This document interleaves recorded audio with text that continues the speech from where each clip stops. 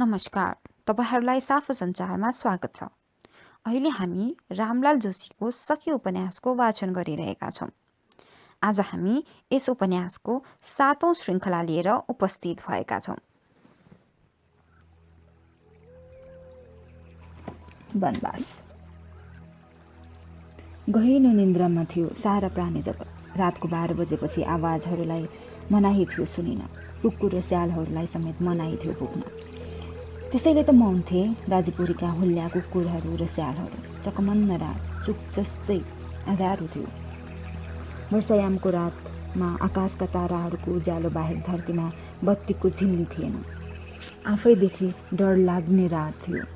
त्यही अँधेरी रातमा वर्षायामको हिलाम्य सडकमा काँधमा झोला पिरेर लुरु हिँडिदिए म। गन्तव्य बिनाको यात्रा।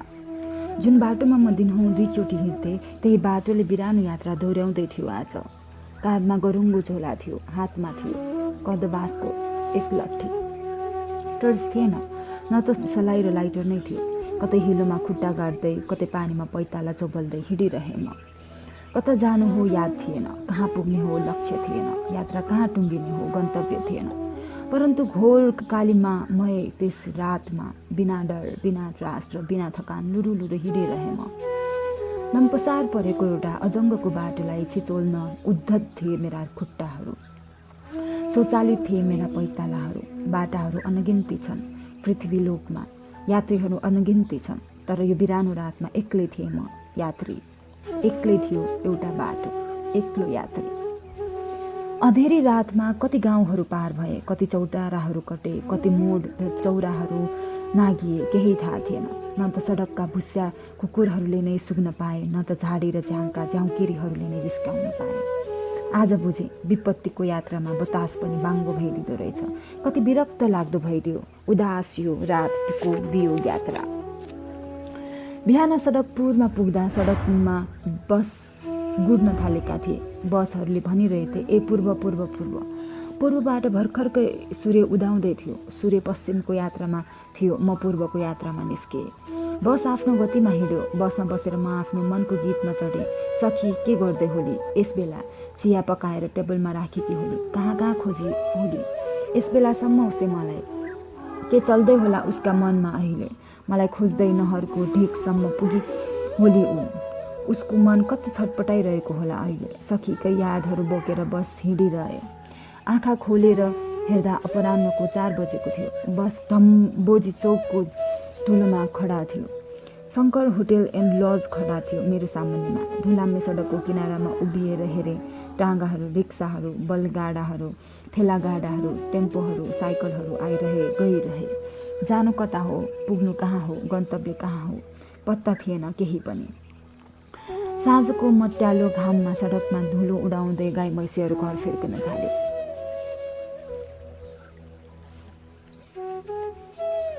घाँस र दाउराको भारी बोकेर गोठालीहरू त्यही गोधुलीमा रमाउँदै घर फर्किन थाले। बजार आएका मान्छेहरू हातमा तरकारीका पोका बोकेर घर फर्किन थाले। अड्डाका कर्मचारीहरू पोलिथिनमा मासु बोकेर फर्किन थाले। धुलो माटो खेलिरहेका केटाकेटीहरू कट्टी माथि सार्दै गल्लीतिर छिर्न थाले। हुँदा चारा टिप्न कहाँ कहाँ पुगेका चराहरू पनि आफ्नो गुड सम्झेर फर्किन थाले। मनमा उराट छटपटी ल्याएर एउटा साँझ आइपुग्यो मेरो सामुन्नेमा। घरको याद आएर रुन तयार भयो मेरो मन। सम्झेर सखीलाई झर्न तयार भए मेरा आँसुहरू। पहिलोपटक घर छोडेर यसरी परदेशेको थिएँ म। संसार बिरानो लागिरहेको थियो। साह्रै नरमाइलो मन भएर आयो। जिन्दगी उदास र उजाड लागिरहेको थियो। 1 घन्टा सडकमा उभिएर हेरेपछि मलाई शङ्कर होटेल आफ्नै जस्तो लाग्यो। यस बेला थाहा भयो हेर्दा हेर्दै घरहरू कसरी आफ्ना जस्ता लाग्दो रहेछन्। मान्छेहरू आफ्ना लाग्दो रहेछन्। हेर्दा हेर्दै संसार पनि आफ्नो जस्तो लाग्दो रहेछ। हेरेर शङ्कर होटेल आफ्नो लाग्यो मलाई। गएर एउटा कोठा लिएँ, झोला खोलेँ, लुगाहरू लिएँ। लुगामा सखीका यादहरू थिए। हिजो उसैले धोइदिएकी थिए मेरा लुगाहरू। झोलाबाट किताब निकालेँ। किताबका अक्षरहरूमा थिए, अक्षरमा मालतीका यादहरू थिए। यी यादहरूले मलाई पागल बनाउनै लागे। भगवान कसो गरौँ? सखीकै सम्झना र छटपटीमा रात कटेछ। उज्यालो हुँदा मेरो आँखा लट्ठ थिए। दोस्रो दिनको सूर्योदयसँगै सखीको याद बल्झेर आयो। तर मेरो बिस्तारामा चिया आएन। म शङ्कर लजको कोठामा थिएँ, ओसारको कोठामा थिइनँ। लाग्यो जिन्दगी यादहरूको कारखाना हो, मुटु यादहरूको चिडियाखाना, मन यादहरूकै झझलको हो, दिमाग यादहरूकै पागलखाना। कति कति पागल कर्महरू गरेँ मैले यस जिन्दगीमा, हे भगवान्। हातमुख धोएर चिया पसलमा झरेँ, बिहानको चिया बिस्कुट खाएर निस्केँ फेरि अनिश्चित गन्तव्यको यात्रामा। म सडकमा बस कुद्नै आँटेको थियो, एउटा केटो करायो, बुटवल बुटवल, ए दाई बुटवल जाने हो? मैले हात दिएँ, बसले लिफ्ट दियो, चढिदिएँ सडकको पहिलो बसमा।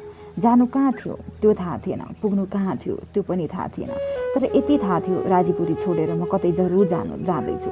3 घन्टापछि एउटा कच्ची सडकमा बस सुस्तरी हिँडिरहेको बेला टाउकोमा धकिया बोकेको केही थरुनीहरू देखेँ। चालबाट हेर्दा पर खेतमा धान रोप्नलाई लेवा बनाइरहेका थारूहरू देखेँ। मैले भने, बस रोक। सानो केटा करायो, यो त देउखुरी हो दाई, बुटोल होइन। हे उत्रिने हो र दाई? हत्तेरी, कस्तो भ्रममा परेँ म। मैले त राजीपुरी अस्ति राति नै छोडिसकेको थिएँ। यो राजीपुरी कहाँ हो र? राजीपुरी जस्तो देखिया मात्रै हो, यहाँ छैन मेरो सखी। ओहो, होइन होइन भाइ, उत्रै नै होइन। म आफ्नै चेतमा फर्किएँ। मान्छेहरू झरिरहे, चढिरहे, यादहरू आइरहे, गइरहे। खाना खाने बेला भालुवाङको होटेलमा भाडा माझिरहेकी केटी देखेर फेरि सखीको याद आयो। ओहो, जहाँ पुगे पनि हरपल कति आएको सखीको सम्झना मलाई। उसकै यादहरूमा कलेजो कुटुकुटु हुन थाल्यो। बुटवल पुग्दा मुसलधारे पानी दर्किरहेको थियो। पथरैयाभन्दा बेसी भएर बग्दै थियो ताउ खोला। जब दिन ढल्केर साँझ हुन थाल्यो, मलाई फेरि घरकै यादले सताउन थाल्यो। एउटा पागल फकिर चाहिँ भौतारिरहे, कहाँ कहाँ, जानु कहाँ थाहा थिएन, गन्तव्य कहाँ हो पत्ता थिएन। मलाई गुप्तवासमा जानु थियो, जहाँ कसैले देख्न नसकोस्, खोजेर कसैले भेट्न नसकोस्। कर्णबहादुरका छोराहरूले सुईको पाउनसम्म नपाउन्। कहाँ होला धरतीमा त्यस्तो ठाउँ? म खोज्दा खोज्दै भौतारिरहेँ। असारको अन्तिम साता म चारपालाको डाँडामा हिँड्दै थिएँ। यहाँबाट देखिने गुल्मीका डाँडाहरू तिस्मीमा भन्दा तलस्मी थिए। डाँडामाथिका लेकमा गजधुम्म कुहिरो फुलेको देखिन्थ्यो। बादलले आकाश उभ्रन दिएको थिएन। रातिमाटे डाँडोमा हरिया दावा र बुकी फुलका बोटहरू हावासँगै बडाली खेलिरहेका थिए। हरियो डाँडाको घाँसमाथि बाख्रा पाठाहरूको रजाई जल्दै थियो। 2टा असार कन्याहरू पाठाका बुर्कुसी हेरेर आनन्द लिइरहेका थिए। काँधमा झोला भिरेर कतै हराएका गोरु खान आए जस्तो एउटा अपरिचित यात्रीलाई देखेर उत्साहित भए उनीहरू। स्वभावैले भर्खरका युवतीहरू मायालु हुने भइगए। टाउको उठाएर एउटीले त्यसै सोधी, ओ दाई, कहाँदेखि आउनुभयो? कहाँसम्म जाने हो तपाईँ? मलाई लाग्यो यसरी सोध्ने यिनीहरू मेरा आफन्त नै हुन्। बिरानो ठाउँमा कसैले मिठो वचन बोलिदिए पनि आफन्त जस्तै लाग्दो रहेछ। भने, घरबाट भागेर आएको पढ्नलाई, स्कुल छ यता कतै? 2 केटीहरू खिट्का छोडेर हाँस्न थाले। कतै बरा, पढ्नलाई त काशी पो जानुपर्छ नि। यो डाँडामा असारको महिनामा स्कुल खोजेर पाइन्छ? तपाईँ त पढ्न होइन, बिहे गर्न हिँडे जस्तो छ, हो दाई? फेरि उसै गरी खिट्का छोडेर हाँस्न थाले तिनीहरू। पहाडको डाँडामा यति थट्टौली माया बोल्ने बालाहरू खोजेर कहाँ पाउनु? गए उनीहरूका सामुन्ने बात गर्नलाई। हरियो घाँसमा बसेर हेर्दा लाग्यो यति लामो समयपछि एकपल्ट फेरि मन्सरासँग भेट भयो। धवल वर्ण एउटी वाला मन्सरा जस्तै थिए। सन्जु र मन्जु दिदी बहिनी जस्ता थिए सहेली जस्ता पनि। धवला वर्णले भने, यसले स्कुल लाग्दैन, छुट्टी छ, भदौमा भनेर बाबासँग नाम लेखाइ माग्नुहोला। बाबासँग भनेर तपाईँ हाम्रो घरमा बस्नुहोस् है, हामीलाई पढाइदिनु होला। मलाई लाग्यो मायालु मान्छेहरू संसारको कुन डाँडामा छैनन् र कुन फाँटमा छैनन् र। आखिर मान्छेको हृदय मायाकै खानी त हो। मुटुबाट अलिकति असल भावना झिकिदिए पुग्छ, मुखबाट अलिकति प्रिय कुरा बोलिदिए पुग्छ। आखिर माया भन्नु पनि भावनाकै कुरा न हो। हावाले यत्रतत्र उडाइरहेको बेला मेरो लागि बालवचन अमृतमय बने। लुरु तिनीहरूकै पछाडि हिँडिदिएँ म। मकैका वैशालु बुटहरूले चारपालाको डाँडोलाई छपक्कै ढाकेका थिए। असारको आकाश छिनछिनमा रोइरहन्थ्यो मेरो मन जस्तै। त्यस दिनदेखि म धवलवर्ण सन्जुको घरमा बस्न थालेँ। मन्जु उसैकी बहिनी थिए, सानी माको छोरी। कति रातहरू आँसुमा बिते, कति दिनहरू हाँसोमा। हाँस्दा सखीलाई बिर्सेर हाँसेको थिइनँ। आँसु सखीकै यादहरूमा बगिरहन्थे।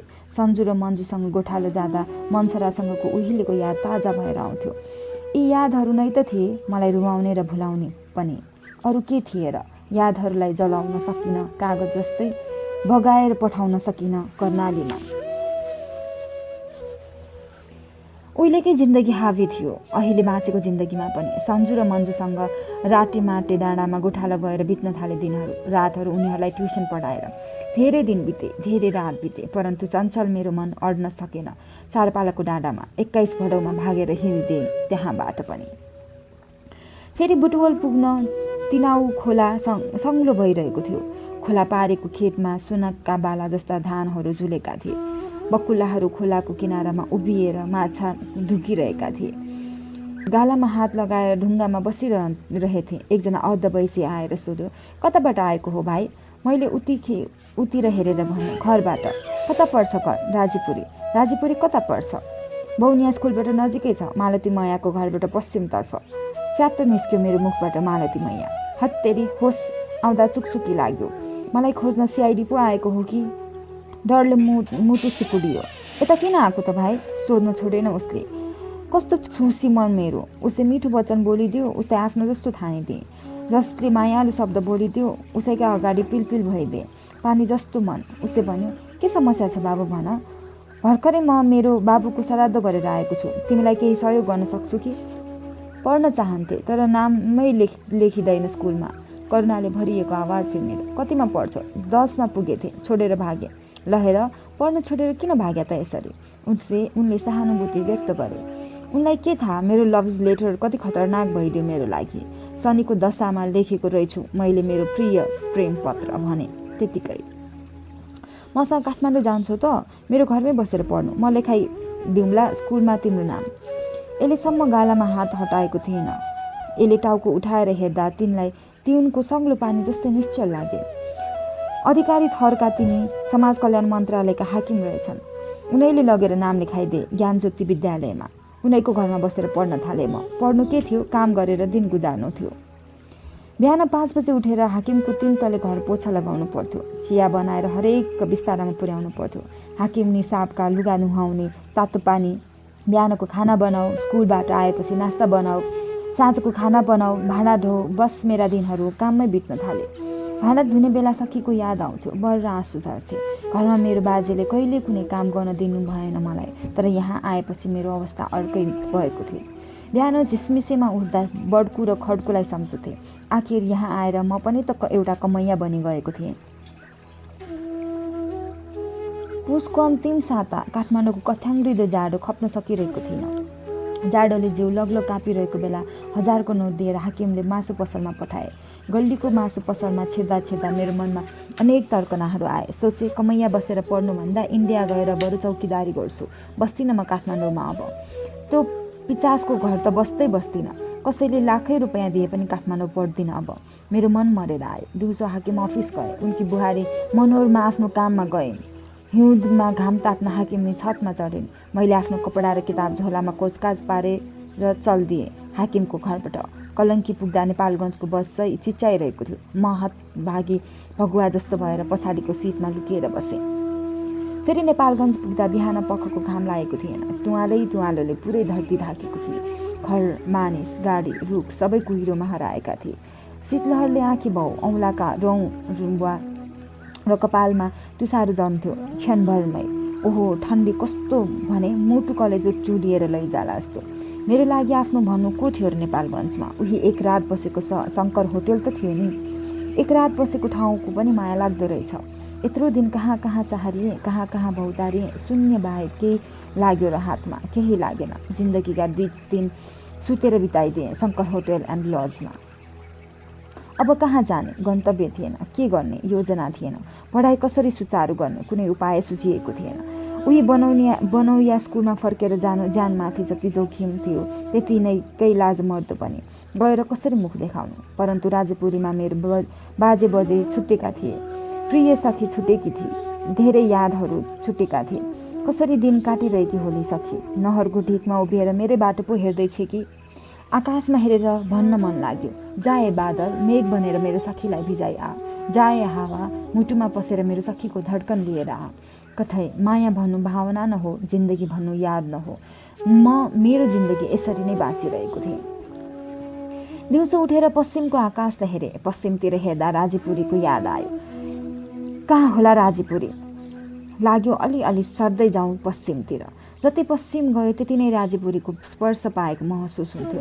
धम्बोजी चोकबाट पश्चिमको बाटो हेर्दै थिए। एउटा बस कराउँदै आए, गुलरिया गुलरिया गुलरिया जाने हो दाइ, चढिहाल्नु ल। सानो मायालाग्दो केटोले भनेपछि किन नचढ्नु बसमा, चढिदिए। बस जति पश्चिम कुद्दै गयो त्यति नै मलाई राजेपुरको झझल्को आउन थाल्यो। खप्रेले छाएका उस्तै घरहरू देखिए, गाउँ र बस्ती उस्तै। राजेपुरको झझल्को दिँदै साँझतिर बस आइपुग्यो गुलरिया। सडकको पागलपन फकिर जस्तो बनिसकेको थिएँ म। मेरो कपडा मैलिएका थिए, भोक लाग्दा खानेकुरा थिएन चोलामा। एक ठाउँमा स्थिर भएर बस्ने मन हराएको थियो। पैसा सकिएको थियो। बस्नु कहाँ हो र खानु के हो कुनै ठेगान थिएन। हैरान भएर एउटा चौतारीमा बसिरहेथे। साँझपख एउटा लडिया पश्चिमको धुलौटो सडकमा गइरहेको देखेँ। सोधे, ओ दादा कहाँसम्म हो? घर जाइते बैदीपुर, घर जाँदैछु बैदीपुर। मै फेन लैजाओ दादा तुहार घर, मलाई पनि लैजानुहोस् तपाईँको घर। बुढो थारो हाँसिदियो, हे बैठो तो चलो, जाऊ न त बस। धान बेचेर फर्किएको बुढो थारूले सायद ठट्टा मानेको हुँदो, तर साँच्चीकै बस्थे उसको लडियामा। उसले हिर्कायो गोरलाई, टक टक बर्धा। मलाई फेरि राजेपुरकै लडिया चढेको याद आयो। लाग्यो जोदनीको बाबु हाँक्दैछ लडिया, म जाँदैछु शक्ति मेला। साँझको सिरसिरे बतास चल्न थालेपछि उसले भन्यो, माकुर खाइतो, तमाखु खान्छौ? नाइ दादा, मैले इन्कार गरिदिएँ। कैसन बुढचोडी माकुर फेन नाइ खाइन मने, कस्तो मुजी, तमाखु पनि नखाने मान्छे हो। बोलेर ऊ फेरि गोरुलाई हिर्काउन थाल्यो, तक तक।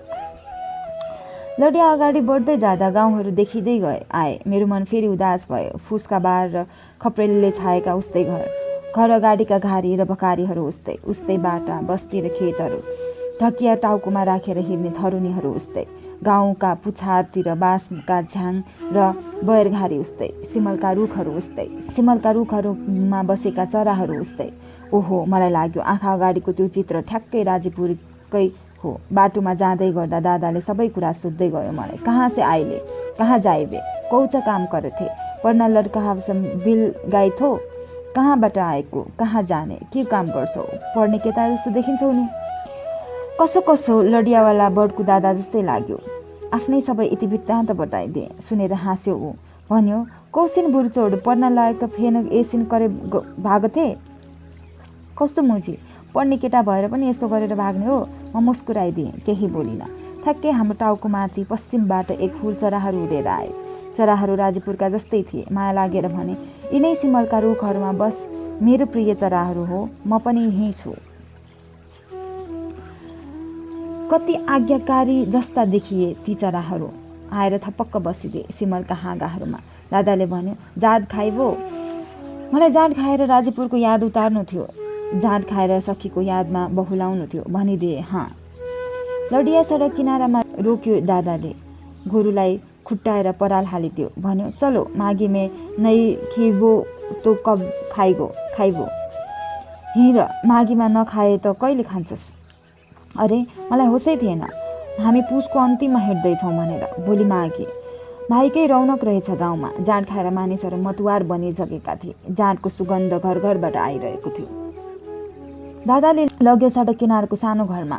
बाहिरबाटै कराए, ऐरे बहुरिया, जाँड बानी का नाइ रे? ए बुहारी, जाँड छ कि नाइ भन्। उसको आफन्तीकै घर रहेछ। नलमा बुङ्गुरको शिकार धोइरहेकी बोहरिया दगुरेर आए। ओसारमा दर बिछाइदिँदै भने, बैठो मै नामदेव, बस्नुहोस्, म ल्याइदिन्छु। जाँड ल्याइदिए दादाकी बुहरियाले। बङ्गुरको मासु ल्याइदिए। पानी राखिदिए अम्खोरामा। हात धुने स्टिलको बाटो राखिदिए। बङ्गुरका चोक्टाहरू मर्याङ गर्दै जाँड स्वाद पार्न थाल्यो दादाले। उसको रहर लाग्दो खुवाइले लोभ जगाइदियो। दादाकै सिको गरेर स्वात्त पारे मैले पनि। जाँडको नसा जति चढ्दै गयो, खोरिया जाँड त्यति नै बढ्दै गयो। छमछम गर्दै त्यस बेला पठनियाहरूको एक हुल आँगनमा आइपुग्यो। गाउँदै नाच्न थाले उनीहरू। बाबै के सगरुवा में मुरिया लहान गइनु हा, सखिए हो तुकिलिए छत्लु पानीकट, बाबै के सगुरिया में मुहार लैगनु हा। ओहो, एकपटक फेरि राजेपुर पुगे। राजेपुरको दृश्य मेरो आँखा अगाडि नाच्न थाल्यो। एउटै पहिरन, एउटै दामल र एउटै बएका ती फुल जस्ता तरुणीहरू सखियाका थिए। रङ्गी बिरङ्गी घाँगर लगाएर सखिया नाचिरहेकी थिए। एउटी बठिनिया पछाडिबाट दुरुस्त सखी लागि मलाई। उस्तै चाल, उस्तै बदन, लहरिएका कपाल, उस्तै लचकदार कम्मर र घुँघरू बजाउँदै निहुरिने मनोहरी कला उस्तै। म निर्निमेष हेरिरहेँ उसलाई। हेरिरहेँ के भनौँ, सखीको सौराहा मेटाइरहे कामना गरेँ त्यो केटी फर्केर नहेरोस् मलाई। सखीको सौराहे परितृप्त हुन देओस्। त्यो दृश्य भ्रममा परिणत नहोस् मेरो। कथै ऊ कहाँ सखी हुँदी हो, फर्केर हेरिदिए उसले। ऊ सखी थिएन, ऊ बैदीपुरको कुनै भाग्यमानी युवकी मदयारा थिए सायद। भ्रमित भएर मेरो दिमाग फनफनी घुमिरह्यो जाँडको खोरिया वरिपरि। झलमल्ल घाम लागेको बिहानमा म बैदीपुर बर्दियामा थिएँ। माघीको दिन दादाले घरमा आएका पाहुनालाई चाँडो उठेर जाऊ भन्न सकेनन्। म कोठाचोटामा घाम नपरुन्जेल पल्टिरहेँ खटियामा। जानु कहीँ थिएन, काम केही थिएन। माघको पहिलो घाम दरिलो भइसकेपछि दादाकी बुहारीले भने, उठो कलुवा खाए, उठ खाना खान। उठेर बाहिर हेर्दा पुरा गाउँ माईको रमझममा डुबेको थियो। घर घरमा ढिक्री पाक्दै थिए। ढुङ्गुरको मासु र जाँडको सुगन्ध आउँदै थियो घरहरूबाट। बथनियाहरू सखिए नाच्दै थिए। युवाहरू बेफिक्री थिए जाँडको नसामा। माघ पर्व दिनको चाडनी। बाँच्नेहरूले जिन्दगीको उत्सव माघीमा मनाउँछन्। माघी मेलामा जिन्दगी देख्छन्। सखीहरू नाचिन्छ माघीमा, सखाहरूसँग गाइन्छ। सखिया खेलिन्छ माघीमा, गीतहरू गुन्जिन्छन्।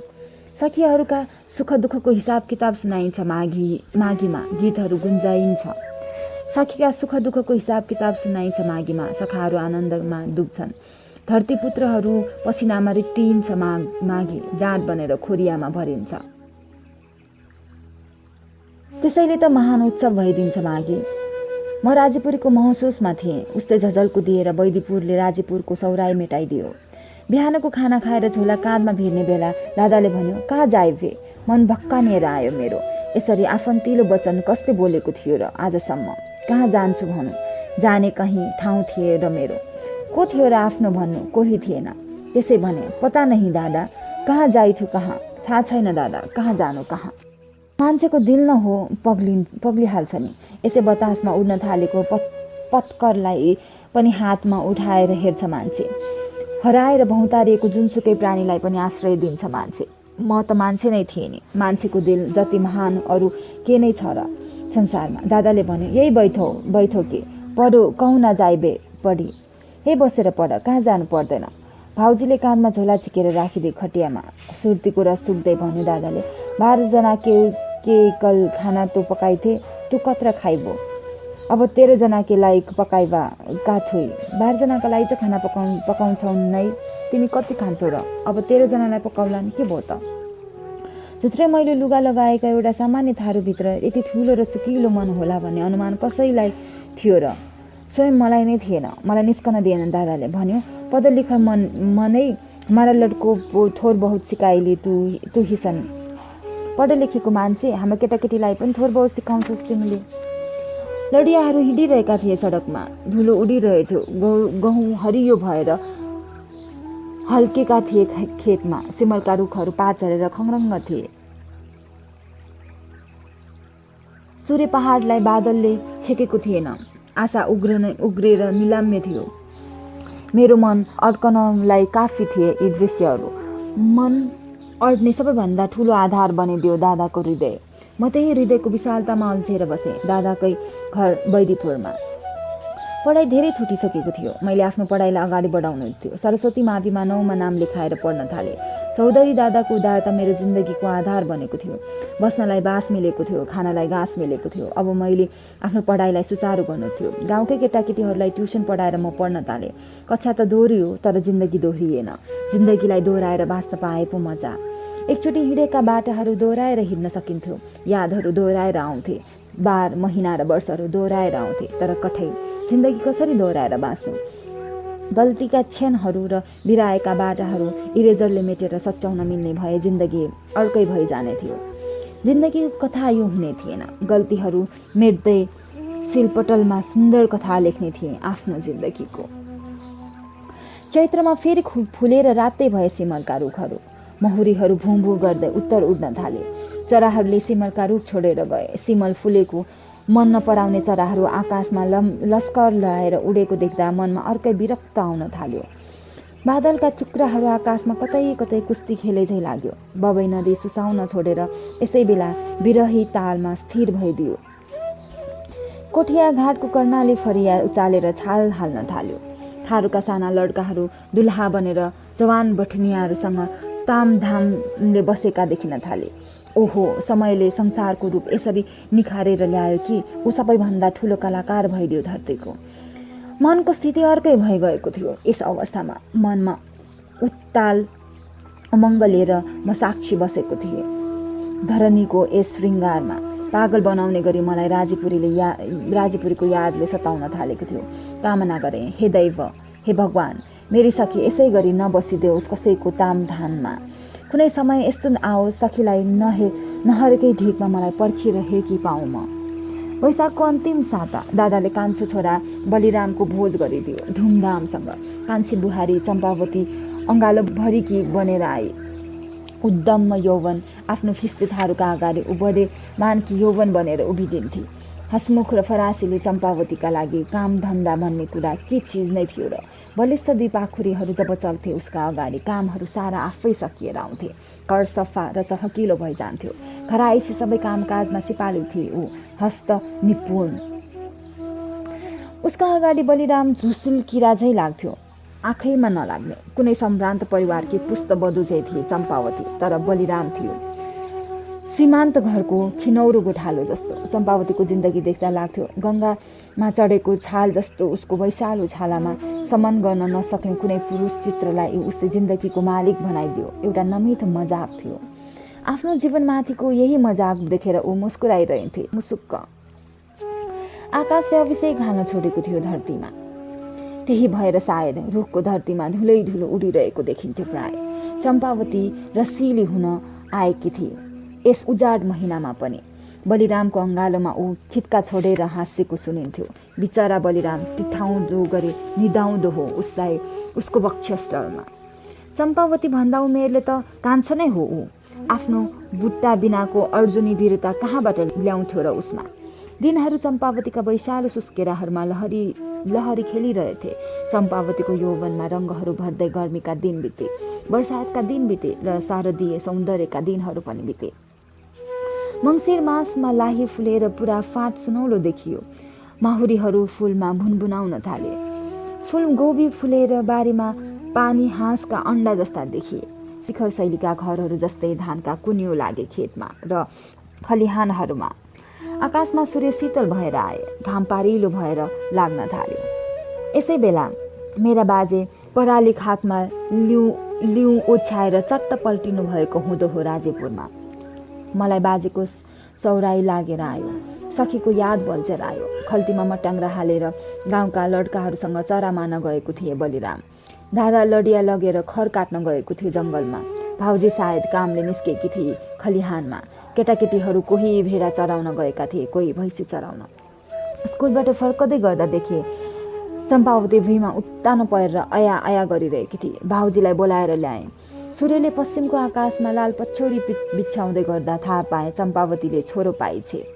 जङ्गलहरूमा गुलेली खेलेर साँझतिर फर्केको बिचरा बलिरामलाई के थाहा विवाह गरेको कति महिनामा छोराछोरी जन्मन्छन् भन्ने। तर उद्दाम्म यौवनमा चम्पावतीले विवाह गरेको 7 महिनामा छोरा जन्माएकी थिए। तर पनि कसैले अनौठो मानेको थिएन।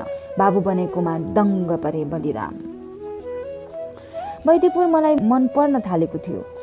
बाटाहरू आफ्ना लाग्न थालेका थिए। आकाश नजिक लाग्न थालेको थियो। गाउँ परिचित लाग्न थालेको थियो। मान्छेहरू प्यारा लाग्न थालेका थिए। वैदेपुरको धुलो माटो मलाई मायामा डुबाउन थालेको थियो। वैदेपुरका बटनिया राम्रा लाग्न थालेका थिए। मसँगै पढ्ने भागीरथी गेवाली मायालु लाग्न थालेकी थिए। वैदेपुरमा दिल बस्न थालेको थियो। पढ्दा पढ्दै परीक्षा पनि सकियो एक दिन र रिजल्ट पनि आयो एक दिन। टेस्टको रिजल्ट सुनेर फर्किँदा मेरो खुट्टा भुइँमा थिएन। भागीरथी पास भएकी थिए। अमर साउद पास भएको थियो। गौरीशङ्कर थारू, सङ्गु, सुधांशु सत्याल, विशाल दहितहरू पास भएका थिए। म प्रथम श्रेणीमा पास भएको थिएँ। यही खुसियालीमा सरस्वती माविको सडकमा धुलो उडाउँदै हिँडिरहेथे। एक्कासी पछाडिबाट लात्ताले हिर्कायो कसैले। सडकमा पछारिए म। दिउँसै आकाशमा तारा देख्न पुगे। टाउको फनननी घुम्न थाल्यो। पल्टेकै अवस्थामा दुई मुक्का फेरि जम्यो। कसैले कनपुरामा तेरीमा साला कमण्डी, तैँले गर्दा म नै फेल भएँ, आज मेरो हातबाट मर्छस् त पाजी। लात उठाएर चन्द्र डाँडी भन्दै थियो, यही मुजीले सारा नदिएर म फेल भएँ, खुब जान्ने पल्टो साला। एक लाठी फेरि जमाएर गयो। जलजली मैले सम्झेँ, परीक्षाको दिन चन्द्र दागी मेरो पछाडि बसेर सार्दै थियो। आधाभन्दा बढी सारिसकेको थियो। महादेव सरले आँखा तानेपछि मैले आफ्नो कपी बन्द गरेको थिएँ। उसैको डरले मैले तुरन्त सरलाई कापी बुझाइदिएँ। त्यही रिस बोकेको रहेछ उसले। आज फेल भएपछि म माथि पोख्यो त्यो रिस। मैले अगाडि तेरो बाँदरको जस्तो थुतुनु नदेखा मुजी, त भागिहाल यहाँबाट मासाला लम्फू। फेरि उसले जाइ लाग्न छोडेन। 2 महिना कोठाभित्र बसेर जसो तसो एसएलसी दिएपछि मैले बद्रीपुर छोड्ने निर्णय गरेँ। दादाको घरबाट जान अप्रिय निर्णय सुनाउँदा दादाका आँखा भरिएर आए। बद्रीपुरमा मेरो मन बसिसकेको थियो। दादाको घरमा हृदय जोडिसकेको थियो। त्यस परिवेशमा मेरो माया भिजिसकेको थियो। परन्तु जहाँ जहाँ मन टाँसिएर माया गाँसिन्छ त्यही ठाउँलाई चटक्क छोड्नुपर्ने नियति किन आइलाग्छ जीवनमा? भाग्यले किन यसरी लखेटिरहेको थियो मलाई बुझ्न सकिनँ। म बद्रीपुर छोड्न विवश थिएँ। मुटुमा चोट परेको थियो। प्रिय दादाको घर छोड्न म मजबुर भएँ। एका बिहानै काँधमा झोला भिरेर जाने बेला गहभरि आँसु पारेर दादाले भन्यो, जाऊ तो नबिर्सो न, जाऊ त नबिर्सनु है। उस्तै आँसु झिकेर भाउजूले भने, कबु आइजी हो न, कहिले आउनुहुन्छ है, कहिले आइहाल्नु है। काखमा सानो बालक चापेकी चम्पावतीले सडक किनारामा आएर निर्निमेष हेरिरही धेरै बेरसम्म। गाउँको पुछारमा पुग्ने बेलासम्म पनि उस्तै सजल नेत्रले ऊ हेरिरहेकी थिए। म लुरुलुरु हिँडिरहेको थिएँ धुलाम्बे सडकमा। बाटो अन्त भएर फैलिएको थियो मेरो अगाडि। त्यो साँझ म कोठिया घाट तरिरहेको थिएँ। हुलका हुल मान्छेहरू कर्णाली तर्नका लागि कोठिया घाटबाट पारी पारी नाउँ पर्खिरहेका थिए। बीच सागरमा पुग्दा ढुङ्गा पल्टिन्छ कि भन्ने डर मनभित्रबाट लागेर आउँथ्यो। कोठिया घाट असीमित सरोवर भएर फैलिरहेको थियो। हेर्दा आँखा तिर्मिराउँथे। सिमसिमका हरिया पातहरू हावामा लहरिरहेझै भइरहेथ्यो। सरोवर झमक्क साँझ पर्न थालेको थियो। चिसो सिरुतोले मुटु ठेर्न खोजिरहेको थियो। मान्छेहरूका अनुहारमा हताशको भाव झल्किन्थ्यो। प्रस्तै आफ्ना घर फर्कनका लागि हतार थियो। दुवै किनाराका यात्रीहरूलाई घाटकै माथि माथि भएर चराहरू हतार हतार फर्किरहेथे आफ्नो वासस्थानतर्फ। पखेरा भ्याट भ्याट गर्दै पानी हाँसहरू तैरिरहेका थिए। बकुल्लाहरू उडिरहेका थिए किनारै किनारा। सूर्य हतार हतार ओर्लिरहेथ्यो पश्चिम पहाडमा। प्राणीहरू हतार हतारमा फर्किरहेथे आफ्ना घरमा। गाईहरू हतारमा थिए, बाख्राहरू हतारमा थिए, ग्वालाहरू हतारमा थिए, यात्रीहरू हतारमा थिए, चराहरू हतारमा थिए, किनकि तिनीहरू सबै आफ्ना घर थिए। निश्चित वासस्थान थियो। परन्तु मलाई हतार थिएन, किनकि मेरो घर थिएन। जाने निश्चित ठाउँ र ठेगान थिएन। घरको गाउँमा आँगनमा पर्खिरहने आफ्नो भन्नु कोही थिएन। जानको कुनै गन्तव्य थिएन। जहाँ रात भयो त्यहीँ बस्नु थियो। जसले मिठो वचन बोलिदियो उसैले आफ्नो मान्नुपर्ने व्यवस्था थियो। तर जहाँ जहाँ अल्झियो मन ती ठाउँ र मान्छेहरूलाई छोडेर पटकार झैँ उडिरह्यो जीवन। सबैभन्दा ठुलो बेचैनी केही थियो भने विगतका यादहरू थिए, पापी सम्झनाहरू थिए। झमक्क साँझ भएपछि कोठिया घाटमा राजहंसहरू थिएनन्, बकुलाहरू थिएनन्, सारसहरू थिएनन्। सबै बास बस्न गइसकेका थिए। आफ्नाहरूलाई चिन्न र बिरानालाई थम्याउन नसकिने अँध्यारो हुँदै गयो। पर बालुवाको बगरबाट एउटा साइकल चढाउँदै एउटा मसिनो केटो हतारमा थियो घाट टर्नलाई। उसले नाउमा साइकल राख्दै लाग्दा निहालेर हेरे, अरे ऊ त सुमन थियो, मेरै साथी सुमन। भने, कताबाट आए सुमन? आफ्नो चिम्सा नजरलाई विस्फारित गर्यो उसले। बरे कति मायालु भएर गर्लम्म अँगालो हाल्यो उसले। कहाँ जान लागिस् मेरो साथी झोला बोकेर? किन यत्रो घाट तरेर वारी आइस् त? हिँड खुरुक्क मसँग पारी। मैले भने, मैले त बद्रीपुर छोडेर आएँ साथी, कहाँ जान्छु थाहा छैन। त कहाँ जान पाउँछस् र? कहीँ जान पाउँदैनस्, हिँड मसँग खुरुक्क, बाँकी कुरा उतै गरौँला, हिँड। उसले पाखुरा मेरो समातिहाल्यो। झोला झिकेर काँधबाट नाउमा राखिहाल्यो। मेरो अवस्था फेरि उस्तै भएर आयो। उसले गला लगाउँदै भावुक भइसकेको थियो मन। पानी जस्तै थियो नि मेरो मन। म आफ्नो सहपाठीको मायालु वचनलाई लोलाइसकेको थिएँ। बद्रीपुर स्कुलमा 2 वर्षसँगै पढेको मेरो साथी मनायार थियो उसको वचन म कसरी हार्न सक्थेँ? सकिन। एसएलसी दिएपछि बैदीपुर फुपूको घरबाट फर्केको थियो ऊ विद्यानगरमा। यतिका दिनपछि कोठिया घाटको किनारमा भेट भएको थियो उसँग। उसको स्नेह बन्धनबाट फुट्काउन सक्ने बल थिएन मसँग। लुरु लुरु लागिदिएँ उसैपछि। घाट तरेर जङ्गलको बाटो हिँड्दा झाउँकिरीहरू कानैमा कराउन थाले। जङ्गलको बिचमा पाउन्दी बाटोमा साइकल कुदाउँदै बतासियो ऊ। म आफ्नो ड्राइभरको पछाडि बसेर हावासँगै सुसेलिरहेको थिएँ। अघि भीम यसै गरी साइकल चलाइरहेको हुन्थ्यो। म उसका पछाडि सवार भएर हुन्थेँ। कहिले भजनी, कहिले घोडाघोडी ताल, कहिले टिकापुर पार्क र कहिले वनजङ्गल चहारेर आउँथ्यौँ। थारू गाउँ र बस्तीहरूमा फन्का लागेर रमाइला दृश्यहरू आँखाभरि भर्थ्यौँ। पहेँलीपुरमा तोरी फुलेका दिनहरूमा तोरीबारी हेर्दै साइकलमा हुइकिनुको मजा बेग्लै हुन्थ्यो। कता कता दृश्यहरूले प्रफुल्लित भइजान्थ्यो मन। यी दिनहरू निरस कहाँ थिए र? मनमौजी ती दिनहरूको सम्झना हराएर एउटा अँध्यारो साँझमा सुमनसँग हिँडिरह्यो म। सम्झनाको अतल गहिराईबाट बिउजिएर सुमनले सोध्यो, बैदीपुर साँच्चै छोडेर आइस? कसरी लिएर आउनु त बैदीपुरलाई? छोडेर त आए नि। एउटा खित्का हाँसिदियो ऊ। ठिक गरिस्, अब कुरा सुन। ऊ भन्न थाल्यो, मेरो भनेको मान्छस् मानव? भनौँ एउटा कुरा। मानेर नि त तरिसकेको यत्रो घाटबाट फर्केर आए नि, देखिनस्? भन्न भन्। अब हामी बबै क्याम्पसमा सँगै पढ्ने, त मेरै घरमा बस्ने, बुझिस् कुरो? मैले आफ्नो जिन्दगीलाई त बुझेको थिइनँ, उसको कुरा कसरी बुझ्नु? भने, हेरौँ साथी, मेरो त केही ठेगानै छैन। जिन्दगीले कस्तो मोड लिन्छ, कता मोडिन्छ, जिन्दगीको यात्रा कुनै भरोसा नै छैन यार। उसै साइकल रोकिदियो बीच सडकमा। स्यालहरू कराउन थालिसकेका थिए। भन्यो, मान्छस् कि मान्दैनस्? यति भन्। स्यालहरू कान्नेरै पुगेर कराउन थाले। भने, चल न यार साथी, तेरो भनेको भो, बस हिँड, अल्ल हिँड। अनि हिँड्न थाल्यौँ जुनेली सडकमा। थालभरि मकैका फुल छरिए झै ताराहरू थिए आकाशमा। ठुलो भोगटेको दाना जत्रो चन्द्रमा टलक्क टल्केर बसेको थियो आकाशको पूर्वी कुनामा।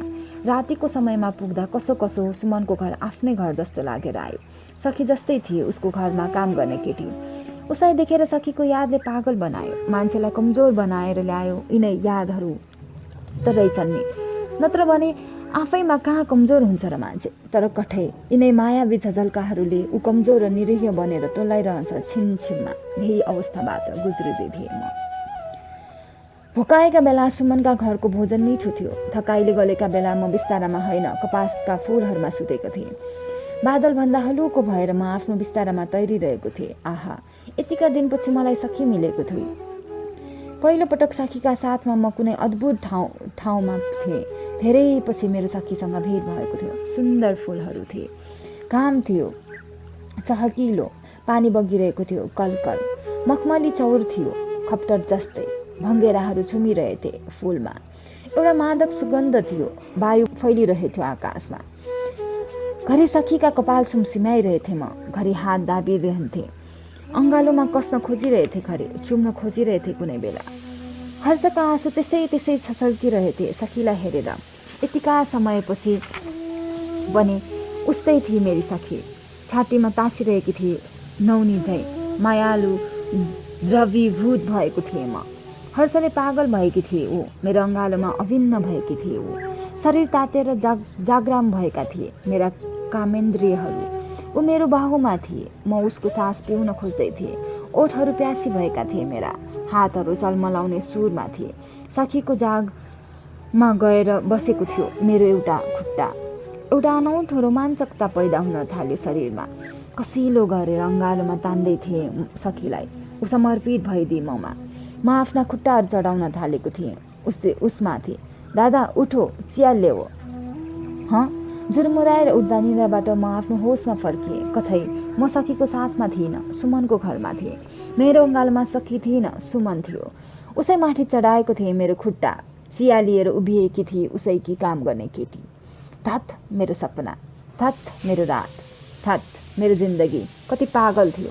एउटा सुनौलो रात, कति पागल थियो मेरो सपना, कति पागल थियो मेरो मिठो कामुक्ता। एउटा स्वर्णिम बिहानीमा एउटा पागल भ्रमले ठग्यो जिन्दगीलाई।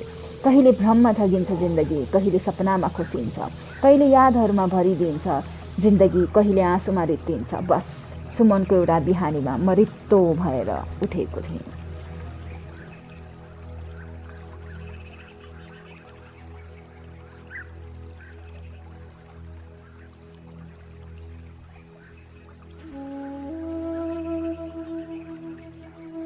मेरो आँखा अगाडि खत्रीका छोरीहरूको जिन्दगी अर्कै थियो। जुडुवा जस्ता लाग्ने खत्रीका दुवै छोरीहरूको चुरीफुरी रजबागमा स्वच्छन्द पुतली झै थियो। सडकमा निस्कदा युवाहरू उनीहरूकै रूप र यौवन देखेर कायल हुन्थे। आफू उभिएको जमिन बिर्सेर उनीहरूका पैतालाका छाप पछ्याइ हिँड्थे।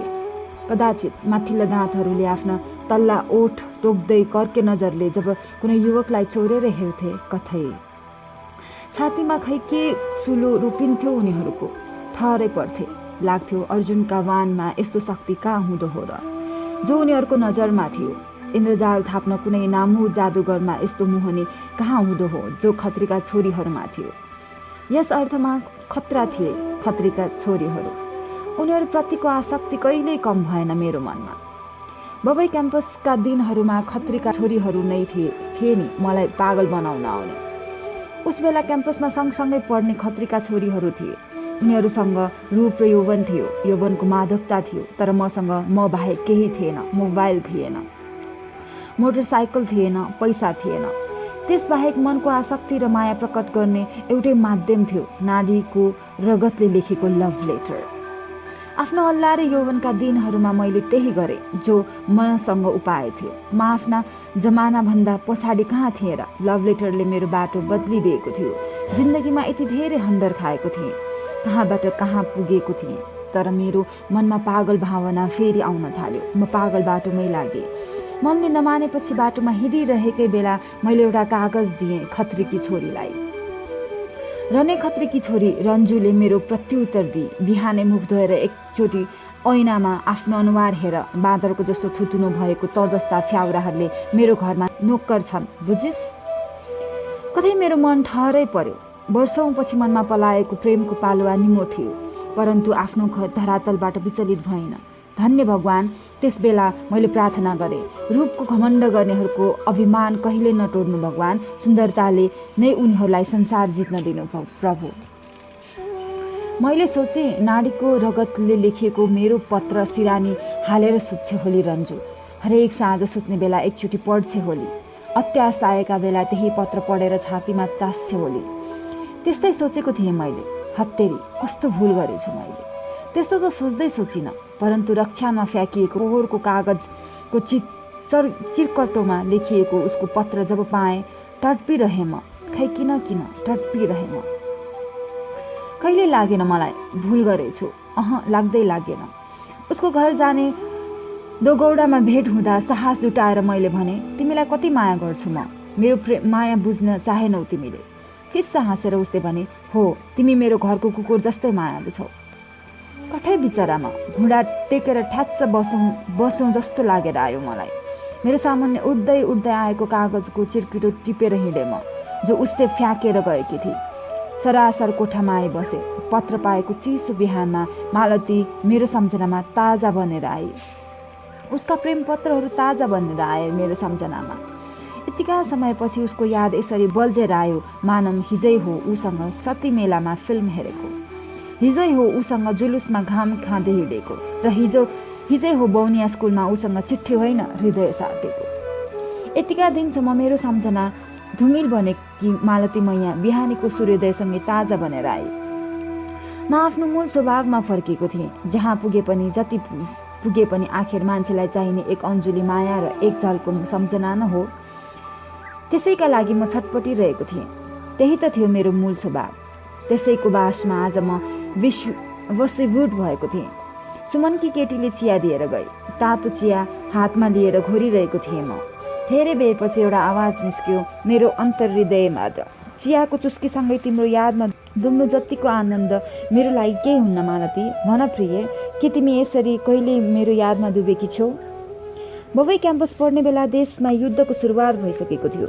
सुरुवातका दिनहरूमा किस्सा सुने जस्तो लाग्थ्यो युद्धका कुरा। रेडियोमा समाचार सुन्दा पनि विश्व समाचार सुने झै लाग्थ्यो त्यो कतै टाढाको कुरा हो। बिस्तारै युद्धले विस्तारित रूप लिन थाल्यो।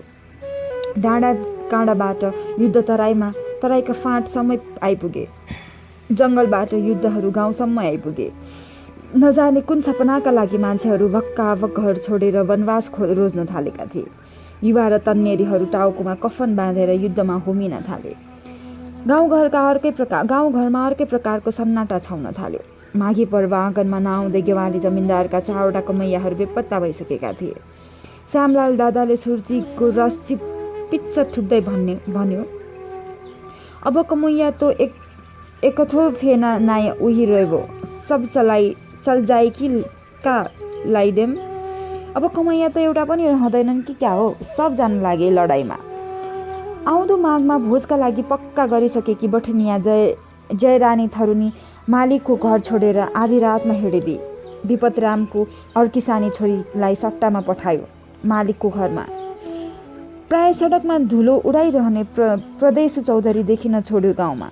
1 महिना अगाडि गायब भएको जगुवा थारू फिर्केन चौतारामा। मिलन कथिरियाकी आमाले साँझ बिहान दुखेसो गरिरही, कै चल्गी कहाँ मोर छावा देखो वो तो नान देऊ भैया ना, कहाँ गयो मेरो छोरो, देखेपछि ल्याइदेऊ बाबु है। बिस्तकाजीका भैँसी जङ्गलमै छोडेर हिँडिदियो एक दिन भैँसी रुवा दोकान थारू। बुढी आमालाई झुपडीमा सुतेकै छोडेर आधी रातमा कता गायब भइदियो बलिराम भुल पनि। भर्खरै जुगाका रेखी बसेका प्रेमलाल, जङ्गली राम, टोप बहादुर, हरिरामहरू देखिन छोडे स्कुलको बाटोमा। ओहो, हेर्दै ठिङ्ग उभिएका बुढा घरहरू एक्ला हुन थाले गाउँमा। सूर्य नडुब्दै गाई बाख्राहरू किलामा बाँधिन थाले। आधी रातमा हल्लिँदै सडकमा हिँड्नेहरू सम्झाझै आँगनमा फर्किन थाले।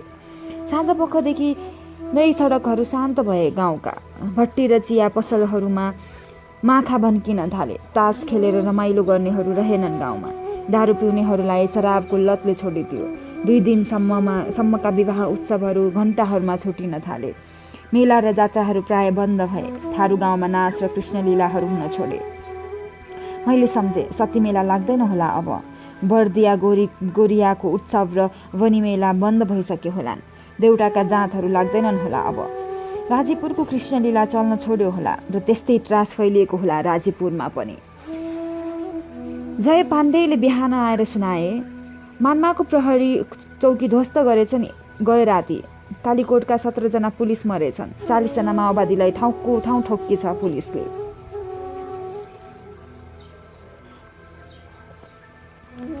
तिपुरा मगर्नीले दिउँसोतिर आएर भने, हाम्रा मालिक साहबहरू त काठमाडौँ सवारी हुनुभयो, गाउँमा कोही पनि नबस्ने अरे अब। गेवालीजीको सारा परिवार नेपालगञ्ज सर्यो। चन्द्रबाबु साहबहरूका घर खाली भए गाउँमा। जमिनदार त्रिविक्रमका परिवार राजधानी सरे। हुने खानेहरू कोही रहेनन् गाउँमा। एउटा उदास लाग्दो मुर्दा शान्ति देखियो विद्यानगरमा। माघको अन्तिम दिन उसै गरी साइकलमा बतासिएर क्याम्पस जाँदै थियौँ सुमन र म। क्याम्पस पुग्न थाल्दा एउटा अर्को दृश्य देखियो बाटोमा। सधैँको भन्दा सर्वथा भिन्न र अनपेक्षित भिड थियो बाटोसम्मै। क्याम्पसमा आउने विद्यार्थीहरूलाई भनिरहेका थिए मान्छेहरू, क्याम्पस त उडायो माओवादीले, अब पढाइ सढाइ खत्तम। मैले देखेँ क्याम्पसको एउटा भवन ध्वस्त भएको थियो। इँटा र काठका टुक्राहरू वरैसम्म छरिन आइपुगेका थिए। छत र भित्ताहरू ढलेर भवन गर्लाम गुर्लुम भएको थियो। बिहानैदेखि गाउँलेहरूको भिड लागेको थियो क्याम्पसमा। पुलिसहरू तैनाथ थिए सडकसम्मै। लडाकुहरू कतैबाट हमला गर्छन् कि भन्ने त्रास थियो महिला र केटाकेटीहरूलाई। आउने जानेहरूको घुइँचो थियो क्याम्पसमा। अब कहाँ गएर पढ्नु? के हुन थाल्यो मेरो जिन्दगीमा सधैँ? के म यिनै दुःखहरूसँग सङ्घर्ष गर्न जन्मेको हुँ धरतीमा? मनमा यिनै कुराहरू आइरहे। मुहारमा एउटा उदासी बोकेर फर्किँदै थियौँ। वरको चौतारीनेर रोक्यो सुरज चौधरीले। हातमा कागजको चिरकटो दिँदै भन्यो, तिम्रो पुरानो साथी यहाँ आएको थियो हिजो। तिमी यहाँ छौ भन्ने पत्ता पाएछौ उसले। सम्झेर ज्यादै भावुक बनेको थियो। आँखामा आँसु तानेर यो चिठी जसरी पनि तिमीलाई दिनु भनेको थियो। कुनै दिन भेट्न आउँछु भन्दै थियो। ल्याऊ चिठी। कस्तै दिएर गयो होला चिठी। मनमा खुसी र आशंकाको लहरहरू दौडिए। उत्सुकता बढेर आयो। चिठी खोलेर हेरे। प्रिय मानव, छोटो जिन्दगीको लामो सम्झना। त्यस दिन तिमीलाई गोद्ने षड्यन्त्र मेरै थियो, तर त्यो भयङ्कर ठुलो भुल थियो मेरो। जसरी तिमीलाई मैले गाउँ छोड्न बाध्य बनाएँ, आखिर त्यस्तै गति भयो मेरो पनि। बाध्य भएर मैले पनि गाउँ छोड्नु पर्यो र युद्ध मैदानमा हाम फाल्नु पर्यो। त्यस गल्तीका लागि मलाई माफ गरिदेऊ है मेरो प्रिय साथी। जनताको मुक्तिका युद्ध मैदानमा उत्रेर यहाँ आउँदा तिमी यहाँ छौ भन्ने थाहा पाएँ। धेरै खुसी लाग्यो। अर्को दिन भेटेर जिन्दगीको यात्रा सँगसँगै गर्ने बारेमा छलफल गरौँला। बाँकी भेटमा तिम्रो साथी चित्रबहादुर ठकुरी, मुक्तिदूत। उफ, मेरो दिमागमा उही नहरको ढिक घुम्न थाल्यो, उही क्षण घुम्न थाल्यो। उनी शब्दहरू कानमा फेरि ठोक्किन आए। यसको खप्परमा आजैसम्म बाँच्नु लेख्या रहेछ। बाँच्नु छ भने भागिहाल यहाँबाट। हरे भगवान्, फेरि मलाई लखेट्ने यहाँसम्म आइपुगेछ। त्यो लाग्यो पृथ्वी कति साँघुरो रहेछ। जहाँ म पुग्छु त्यही नै आइदिन्छन् मेरा राहु र केतुहरू। जहाँ म बस्छु त्यहाँबाट लखेटिरहन्छन् यो भाग्यले मलाई। कहाँ छ मेरो पाइतालाहरू अडिने ठाउँ? कहाँ छ मलाई सुख र शान्तिका साथमा बस्न मिल्ने ठाउँ? कहाँ छ मेरो मन अडिने चौतारी? त्यस साँझ खाना खान मन लागेन मलाई। सुमनसँग बोल्न पनि मन लागेन। बिस्तारामा पल्टिन पनि मन लागेन। निन्द्रा कता हरायो कता। रातभरिको औडाहा र छटपटीले झुलुक्क बिहान बनाइदियो। दोस्रो बिहान सूर्यको आगमनसँगै मैले विद्यानगर छोडिसकेको थिएँ। मुक्ति आन्दोलन। फर्केर धनगढी पुग्दा जुलुसले बजार छपक्कै ढाकेको थियो। वर्षौँदेखिको कमारा मुक्ति आन्दोलन चरम उत्कर्षमा पुगेको थियो। आफू बसेका मालिकका घर छोडेर कमैयाहरू सडकमा पुगेका थिए। कमैया मुक्ति आन्दोलनको नेतृत्व गरिरहेका अगुवा थारूहरू आन्दोलनको बलिदेवमा थिए। हातमा फरुवा, लाठी र भाला बोकेका कमैयाहरू सडकमा नारा लगाइरहेथे। आफ्नो नाङ्गा बालबालिकाहरूलाई छातीमा र पिठ्ठुमा बोकेर मैला र चुत्रा लुगा लगाएका थरुनीहरू घाँटी सुकाएर सडकमा चिल्लाइरहेका थिए। बाधा कमैया मुक्त गर, कमलरी प्रथा अन्त्य गर, जसको हलो उसको खेत, कमैयाहरूलाई जमिन दे। युवा, वृद्ध र अधवैसे कमैयाहरू जुलुसमा अघि थिए। पछाडि तिनका जन्नीहरू थिए। आफ्ना बालकहरूलाई छातीमा बोकेर तिनीहरू आन्दोलनका मोर्चामा उभिएका थिए। एउटा अपूर्ण रमाइलो जस्तो लागिरहेथ्यो युवतीहरूलाई यो आन्दोलन। बिहान उठेर आँखा मिच्दै पार्क चौतारीमा जानु छ भनेर निस्की सुकुदैया चौधरी। हातमा सुतेको बालकलाई दुध छुटाएर अदालत चौकको मोर्चामा हतारमा गए निरुपति थारुनी। राति लोग्ने जुलुसबाट नफर्किँदा झिसमिसेमै उठेर एलएनौ चौकी पुगी आइतबारी चौधरी। असारको पानीमा लड्काहरू भिजेर ज्वरो आउँछ भन्ने थाहा पाएर पनि त्यस्तै छोडेर गए महिलाहरू। भरिएको नालामा खेल्न जाँदा डुबेर मर्लान् भने डर लागेर होला साना छोरीहरूलाई पिठ्ठुमा बोकेर हिँडे विसुमती र ललान चौधरीहरू। असारको निलो आकाश हेर्दै बिहान 8 बज्ने बेलासम्म आफ्नो मोर्चामा पुगिसके आन्दोलनकारी नरनारीहरू। 9 बजेको जुलुसमा देखे कछाड मात्रै लगाएका काकाहरू थिए। टाउकोमा फेता गुठेका दादाहरू थिए। भोटो भिरेका भैयाहरू थिए। त्यत्तिकै नै लेहेङ्गा लगाएका लहुन्डीहरू थिए। फरिया फर्काएका भाउजीहरू घाँटीमा माला र कल्ली भिरेर आएका थिए। देखे जुलुसमा लहर। नाइतो नाङ्गै छोडेकी बधुनी थिए। सिङ्गाने छोरीलाई पिठ्ठुमा बोकेकी। खुट्टामा चप्पल नभएकी बुक्रानी थिए। फाटेको झुत्रो र मैलो लेहेङ्गा लगाएकी। बालकलाई दुधमा लगाएकी छलिया जुलुसमा क्षणभरका लागि छलेर सडक पेटीमा बस्न आएकी थिए। सिमरन थारुनी दुब्लाएर नचिनिने भएकी थिए। हेर्दा हेर्के बड्कु दादालाई देखे मैले जुलुसका बीचमा गलेर झुम्रो भइसकेको हो। हुरीले उडाउन आँटेको पहेँलो पात चाहिँ ऊ लुगलुग काँप्दै जुलुसमा हिँडिरहेको थियो। चाउरिएको निधारमा जमेका पसिना पुस्ने पहेँलो गम्छा थियो उसको काँधमा। टाउकोमा फेता गुधेर जुलुसको बीचमा हिँडिरहेको देखे खड्गुलाई पनि। आफ्ना केटाकेटी र स्वास्नीलाई पनि जुलुसमा हिँडाएर आन्दोलनमा होमिन आएको थियो ऊ। बड्कु दादा र खड्गुलाई देख्दा आँखा त्यसै रसाएर आए मेरा। फोटो खिच्न छोडेर म कतै विगतको मधुर यादमा हराएँ। उस बेला बड्कु दादाको जवानी र खड्गुको यौवनकाल धरतीमा छाएको थियो। लडिया मचाउँदै कहाँ मात्र पुग्दैनथे उनीहरू। कहिले चुरेको काखमा फैलिएको घनघोर जङ्गलबाट काठ ल्याएर आउँथे। कहिले चुरेको घाँटीमै पुगेर बाबियो काटेर फर्किन्थे। राजापुर पुग्थे कहिले पुग्थे टिकुनिया। माघीमा लाग्ने हरेक मेला चाहरी हिँड्थे उनीहरू। उस बेला लाग्थ्यो यति बलवान मान्छे को छ र संसारमा अरू। कहिले ओइलाइने छैन यिनीहरूको जवानी। कहिले कमजोर हुने छैन यिनीहरूका कन्धाहरू। तर कथै समयले कहाँ ल्याइ पुर्याएछ आज यिनीहरूलाई। कमजोर र निरुपाय बनेर लुरु सडकमा हिँडिरहेको दृश्यले मन काटिएर आयो मेरो। थप सम्झनाहरू ताजा बनेर आए मेरो हृदयमा। सखीसँगको मेरो अनुपम जिन्दगी आँखा अगाडि नाच्न थाल्यो। यिनै असारका दिनहरूमा बड्कु दादा र खड्गु खेतमा काम गरिरहँदा सखी मलाई नहरको किनारमा पर्खेर बसेकी हुन्थे। शीत बिन्दु झै गिर्ने बुडबुदे पानीमा भिज्दै म सखीसँग टाँसिन आइपुग्थे। भिजेको कपाल मुसार्दै उ भन्थे, अब ज्वरो आउँछ, तँलाई किन भिजिस कुत्ता? अनि आफ्नो चुन्नीले कपाल पुछिदिन्थे। कथै मेरी सखी कहाँ होली आज? धनगढी फर्कदा मेरो खोजीको कुनै विषय थियो भने पहिलो विषय थियो सखी। कहाँ भेटिएली सखी? युवतीहरूको भिडमा मेरो आँखाहरू खोजिरहन्थे सखीलाई। मेरो आँखाका दृश्यहरू फिक्का थिए। सखीलाई हिँड्न देख्दा मेरो थम्याइ थियो। कमैया मुक्ति आन्दोलनको कुनै न कुनै मोर्चामा त अवश्य भेटिएली ऊ। बुद्ध चौकको मोर्चा, अदालत चौकको मोर्चा, एलएन चौकको मोर्चा, पिपल चौतारा मोडको मोर्चा, चकलमेली बजारको मोर्चा, कहाँ खोजिन र मैले उसलाई? कुन मोर्चामा उभिएर नारा लगाउँदै होली ऊ? प्लेकार्ड अथवा ब्यानर उचाले मुक्ति आन्दोलनको कुन लहरमा उभिएकी होली ऊ? आन्दोलनको कुन दफामा प्राण गरिरहेकी होली? कहाँ होली मेरी सखी? आन्दोलनका हरेक मोर्चामा मेरो खोजीको प्रमुख विषय थियो सखी। मेरा आँखाहरूको गन्तव्य थियो सखी। मेरो हृदयको पुकार थियो सखी। किन्तु सखी कहाँ थिए र कहाँ थिएन? बड्कु दादालाई सोधे, कहिले आयो राजीपुरीबाट? किस्मती कहाँ छ? उसले भन्यो, कनी कहाँ गिने पता नहीं है, हमरे तो वह बरस वह छोड़ के दूसरा जग्गा चल दी। खै कता गई कता थाहा छैन। हामी त उसै वर्ष छोडेर अन्तै आइहालेका थियौँ। धनगढीका चौक र गल्लीहरूबाट उठ्ने मुक्ति आन्दोलनका हरेक लहरमा सखीलाई खोजे। कोही कोही बठनिया सखी जस्तै लाग्थ्यो, तर सखी त्यहाँ थिएन। मेरा आँखाहरू निरस भएर उजाड दृश्य हेर्न विवश थिए। मेरो मन हताश भएर विगतको यादमा डुबुल्की मार्न विवश थियो। असारको महिना आन्दोलनमय धनगढी। दिनहुँ जस्तो आन्दोलनकारीहरू नारा, जुलुस, सभा र कोन सभाहरू गरिरहेका देखिन्थे। कुनै दिन बसभरि गाउँतिरबाट बालबच्चा, बुढापाका र युवा युवतीहरू जुलुस गर्न धनगढीमा देखिन्थे।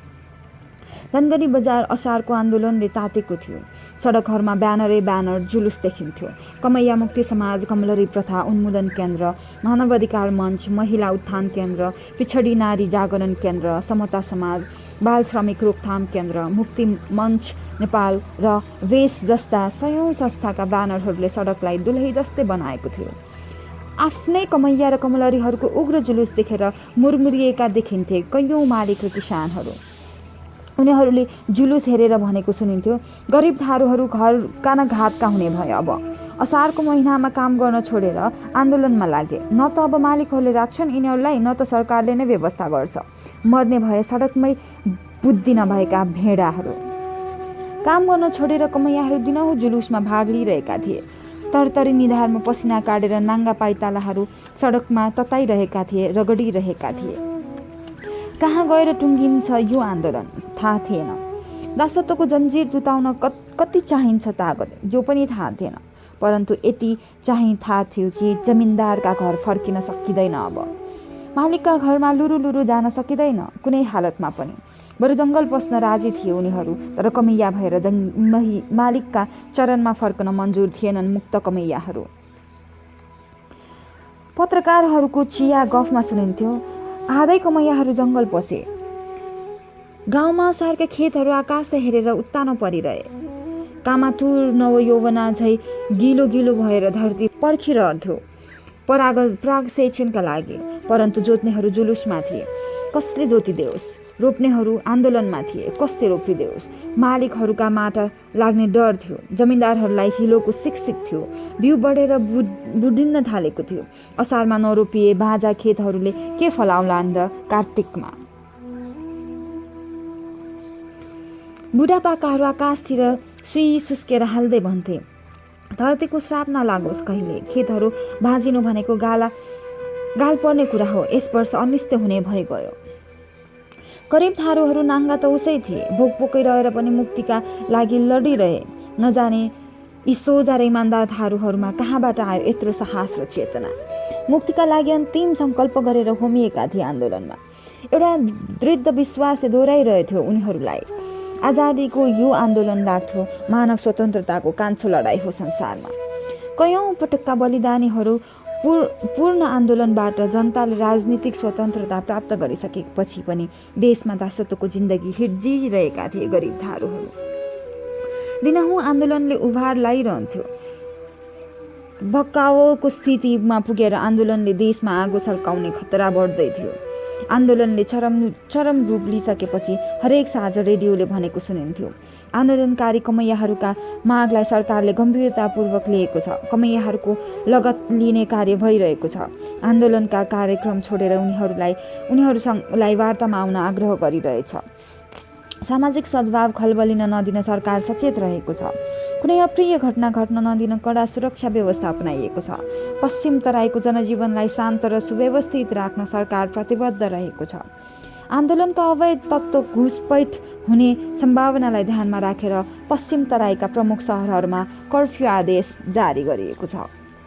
ती दिनहरूमा माओवादी जनयुद्ध जङ्गल छोडेर गाउँ पसेको थियो। गाउँका टेलिफोनका टावरहरू ध्वस्त पारिएका थिए। प्रहरी चौकीहरू बम हानेर उडाइएका थिए। जमिनदारका घरहरू खाली भएका थिए। मकानमा बम हानेर छेदविच्छेद पारिएको थियो। खेतहरू धेरै जसो बाजा थिए। गाउँबाट डरले मान्छेहरूको भागाभाग थियो। राजनीतिक दलका नेता र कार्यकर्ताहरू निशानामा थिए। पढे लेखेका युवकहरू पलायन भइरहे। परदेशिएका लोग्नेहरूलाई घर नफर्किन आग्रह गर्दै तिनका स्वास्नीहरूले चिठी लेखेका थिए। गाउँका स्कुल छुटाएर सदरमुकाममा पठाइएका थिए बालबच्चाहरू। नयाँ मान्छे कोही आउँदा युद्धबन्दी हुन सक्ने त्रास थियो गाउँमा। सुरक्षाकर्मीहरू सदरमुकाममा केन्द्रित भएका थिए। घाम लागेको बेला आकाशमा 2 फन्का लगाएर जान्थ्यो हेलिकप्टर। घरहरू प्राय खाली हुँदै गए। गाउँमा मुर्दा शान्तिले बास गरेको थियो। एक रात सिरुघारीका बुढा खन्टे बोहराको निधन भयो। शोकमय। छोराछोरीहरू विदेश पलायन भएका थिए। नाति नातिनाहरू सहर पसेका। बुढाले सास फेर्न छोडिदिएपछि चिसो ओछ्यानमा बुढाका चिसा हात खुट्टाहरू छाम्दै बुढीले रात काटिन्। बिहान सूर्य मध्य आकाशमा आइसक्दा पनि कसैले चियो चर्चो गरेन त्यो घरको। बुढी एक्लै बुढामाथि घोप्टो परेर रोइरहिन्। दिउँसोतिर थाहा पाएछन् स्वास्नी मानिसहरूले। गाउँका स्वास्नी मानिसहरू जम्मा भएर बाँस ल्याए। बाँसको खप्टेरोमाथि लास बोकेर स्वास्नी मानिसहरूले नै घाट पुर्याए। दागबत्ती दिए। लास जलाएर घर फर्के। त्यस्तै थियो गाउँको अवस्था। स्वास्नी मानिसहरू मलामी जानुपर्ने दिन गाउँमा थियो। नचिनेका पाहुना आउँदा सम्साझै ढोका थुनेर लुक्नुपर्ने व्यवस्था थियो। बढेका छोरीहरूलाई कहाँ लुकाएर राख्नु भगवान, यही चिन्तामा दुब्लाएर गाउँका आमाहरू सिन्को भएका थिए। गाउँ कहाँ गाउँ जस्तो थियो र भर्खरै लास जलाएर मलामी फर्केका मसान घाट जस्तो भइगएको थियो। गाउँमा पूर्णतः युद्ध पक्षधरहरूको राज कायम भइरहेको थियो। मुक्तिका गीतहरू बजाइरहेका थिए। गाउँमा युद्धका आवाजहरू घन्किरहेका थिए। बम बारुद र गोलीहरू सहरतिर सोझिन थालेका थिए। बुढी आमाहरूले भात पकाएर खुवाउने गरेका थिए लडाकुहरूलाई। दिदीबहिनीहरूका चुल्ठोमा क्रान्तिका राता रिबनहरू फिरफिराउन थालेका थिए। कमैया र मजदुरहरूका बाहुमा बल भरिन थालेको थियो। कमलरीहरू नयाँ दिन सम्झेर मुस्कुराउन थालेका थिए। गाउँहरू नयाँ युगको नयाँ बिहानीकोलाई पर्खेर बसेका थिए। एउटा बिहानीको पत्रिकामा खबर छापिएर आयो। छापामारहरूको एउटा जुलुसले जमिनदार खड्ग विक्रमको खेतमा झन्डा गाड्यो। पत्रिका पढेर एका बिहानै धनगढीको जनजीवन त्रसितमय बनिगयो। सबैका मनमा एउटा भय र सन्तास छायो। चोकहरूमा चिया पिएर गफिने बुद्धिजीवीहरूले निष्कर्ष निकाले, अब कसैका पनि घर खेत बाँकी रहँदैनन्। सरकारलाई चयन कहाँ थियो र? सुरक्षाकर्मीहरूको एउटा लस्कर गयो राइफल बोकेर दिउँसोतिर गाउँमा। अर्काको जग्गामाथि कब्जा जबरजस्ती धावा बोल्नेहरूको खोजी हुन थाल्यो। जोगीराम चौधरी खटियामा पल्टिरहेको थियो। दिउँसोतिर हकारेको आवाज कानैमा पर्यो। उसाई, ओइ थारो उठ। जुरमुराएर उठेर थपक्क बस्यो ऊ खटियामा। खड्ग विक्रमको खेतमा झन्डा गाड्ने त पनि गाथिस् हँ थारू?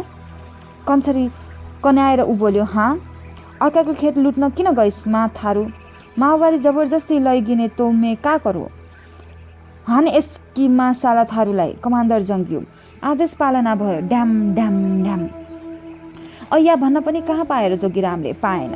अलि पर गएपछि हरियो डोरीले झारे सडकलाई छोप्न आएको थियो। हो, त्यही ढोडीको झारमा दिउँसोतिर हग बसिरहेको थियो फुलराम डगौरा। लुकेर ग्रेनेड हान्दै छ हेर, ठोक ठोक त्यसलाई हान। ढ्याम ढ्याम ढ्याम। आफैले हगेको गुको रासमा गुप्लुक्क भयो फुलाराम। मान्छेहरूको भागाभाग भइरहेको थियो डरले। भेडा चराइरहेको लठ्याब्रो पन्टु थारू भाग्यो। बन्दुकको आवाज सुनेर ऐ हान हान भाग्यो साला आतङ्ककारी भाग्यो। ढ्याम ढ्याम ढ्याम भेडाहरू म्याम्या गरेर भागिरहे दक्षिण दिशामा।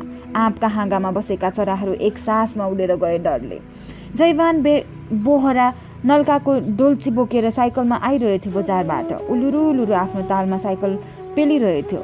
डोल्ची साइकलको पछाडि चापेको थियो। मुटु छस्काउन आउने एउटा अपरिचित आवाजले उटक्क अडियो।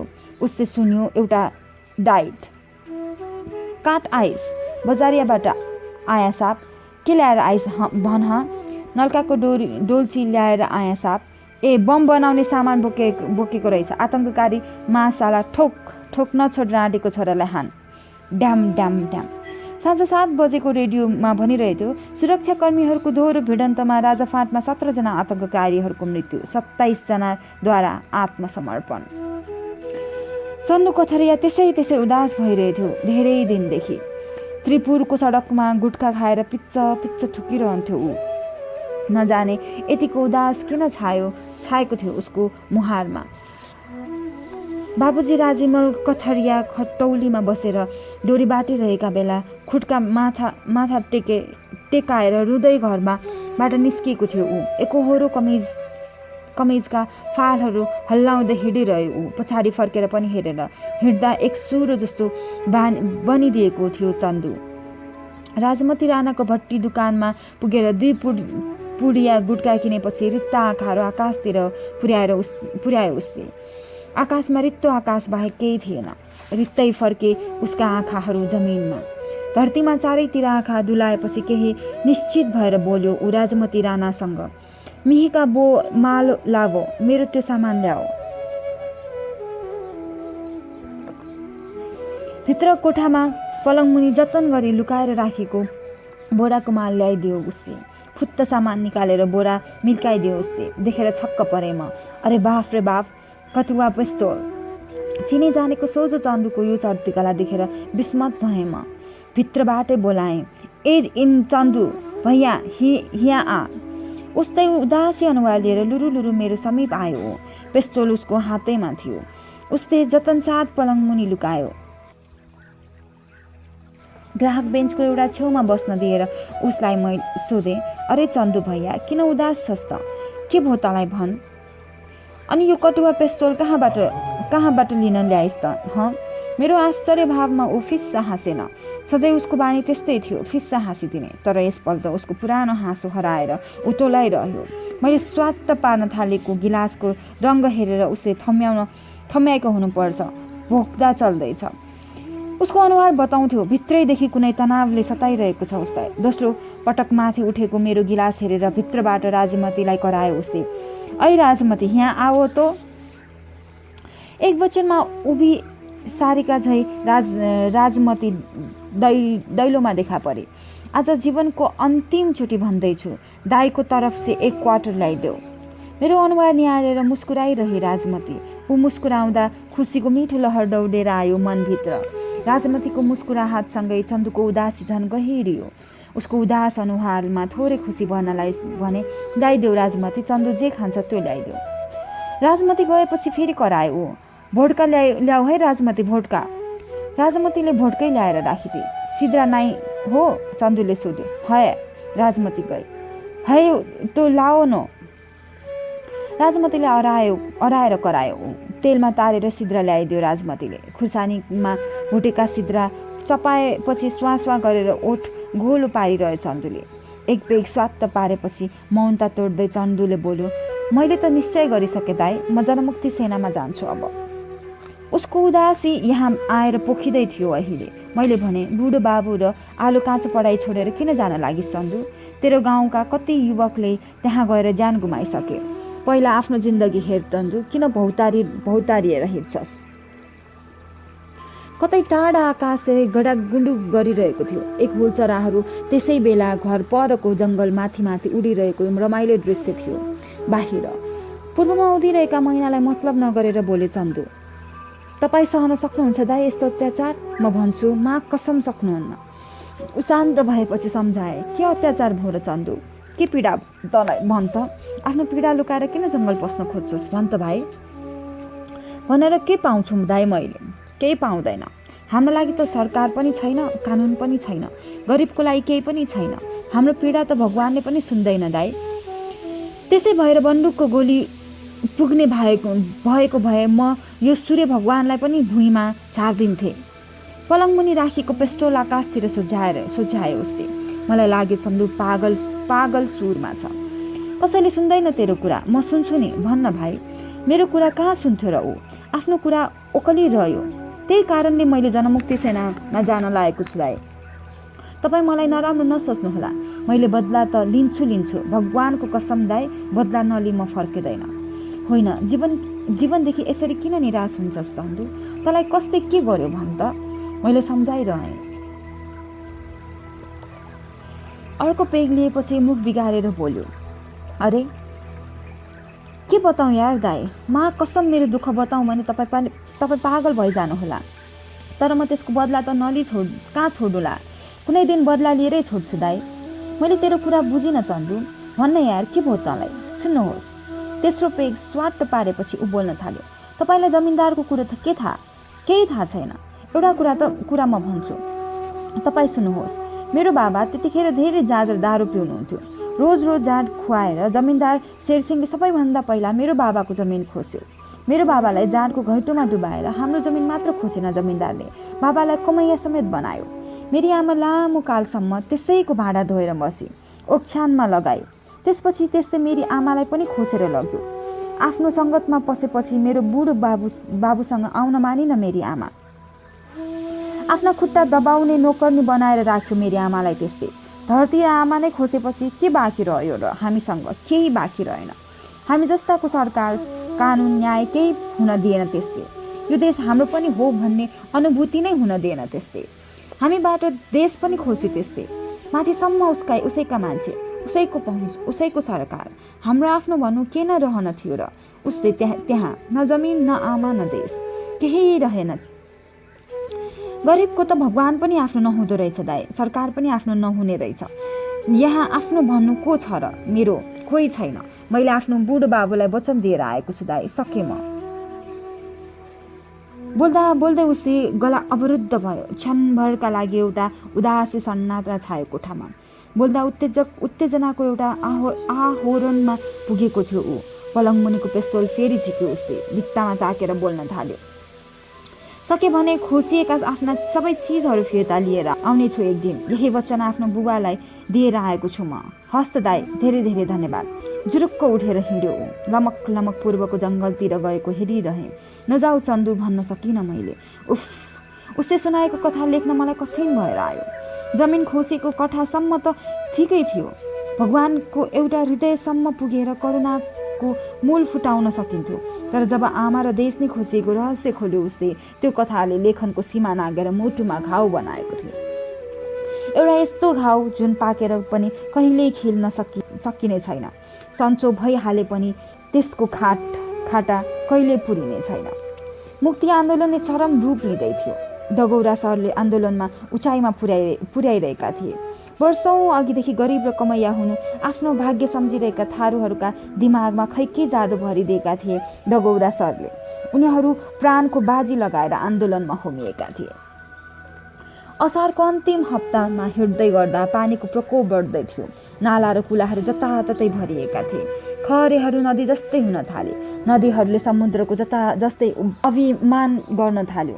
रोपिएका खेतहरू कल्सर हुन थाले। बाजा खेतहरू घाँस उम्रेर हरिया। पूर्वको आकाश छ्याङ्गै खुलेर निलो देखिन थाल्यो। पश्चिमको आकाश बादल भरिएर गजधुम्म। उत्तरका पहाडहरू जसै आकाशलाई छुन अग्लिए जस्तै देखिन थाले। यता मुक्तिका लागि लडिरहेका कमैयाहरूका हृदयमा ईख र स्वाभिमानको चट्टानी भाव भरिन थाल्यो। पश्चिमबाट आँधी र हुरीको बेग आउँदा पनि सडकबाट उनीहरू तस्का मस भएनन्। आकाशबाट झरी बर्सिरहँदा पनि आन्दोलनबाट विचलित भएनन्। आँधी र हुरीका बीचमा पनि सङ्घर्षका गीतहरू गाइरहेका थिए। झरी र बर्सातका बीच पनि मुक्तिका गगनभेदी आवाज उर्लिरहेका थिए। मुखे विरुद्ध लड्ना बा, प्यासे विरुद्ध लड्ना बा, उठो संगी हो, चलो संगी यार हो, दासत्व को जंजीर ए तोड़ के मुक्ति का दगड़ चलना बा, देखो कैसे उड़ते मैना वैसे हमन उड़ना बा, दासत्व की जंजीर तोड्ना बा, मुक्ति का दगोर चलना बा। सडकमा गुन्जिएका गीतहरूको ध्वनि मालिकका कानसम्म ठोक्किएर आउँथ्यो। आकाशमा गुन्जयमान हुन्थ्यो। जुलुसमा घन्किएका आवाजहरू समाचार बनेर रेडियोमा बज्थे र सरकारलाई तरङ्गित गर्थ्यो। विजय चौकको कोन सभालाई सम्बोधन गर्दा 28 असारको साँझ डगौरा सरले भने, हामी पनि हाड, मासु र हृदयले बनेका मान्छेहरू हौँ, रबरका खिलौना होइनौँ र काठका बुख्याचा पनि होइनौँ। मान्छेलाई मान्छेकै दर्जा दे, सरकार होइन भने सरकार हाम्रो होइन, हामी सरकारका होइनौँ भन्न हामी विवश हुनेछौँ। डगौरा सरको भाषणमा जसै परर तालीको रहर छुट्यो, ठिक्क त्यसै बेला सिसमका पातहरू छिचोल्दै पुलिसहरूको एउटा गोली आकाशतिर उडेर गयो। एउटा ठुलो आवाजले विजय चौक थर्कियो, गढाममा। कोन सभाका मान्छेहरू तसमस नभई उभिरहे। सारा मान्छेहरू सासहरूले एउटै आवाजको लहर आकाशतिर गुन्जियो, मुक्ति आन्दोलन जिन्दाबाद जिन्दाबाद। पानी परेको रातमा बड्कु दादाले एउटा सपना देख्यो। आफू फेरि धेरै वर्षपछि काइला काकाको कमैया भएर राजपुरी गएको। झटपट्ट निन्द्राबाट बिउजेर उबर बनाउन थाल्यो। नैजिम में गई कसम वहाँ नैजिम जाँदैन, म गाएको कसम म वहाँ जाँदैन। भाउजीले भने चुपाइल रहो, चुप लाग। त्यसपछि ऊ चुप लागेर सुतिदियो। सोच्यो जस्तै देखियो, सपना आखिर सपना नै त हो। ठुला सपना कहाँ थिए र कमैयाहरू कहाँ थिएनन्। सपना देख्ने गरी निदाउन नै कहाँ पाउँथे र उनीहरू। हिउँदको जाडो पिएको थियो उनीहरूको मुटुले, गर्मीको घाम र बर्सातको पानी पचाएको थियो उनीहरूको शरीरले। आफ्ना धमिला आँखाहरूमा उनीहरू असारका ओसिला खेतहरू हेर्थे।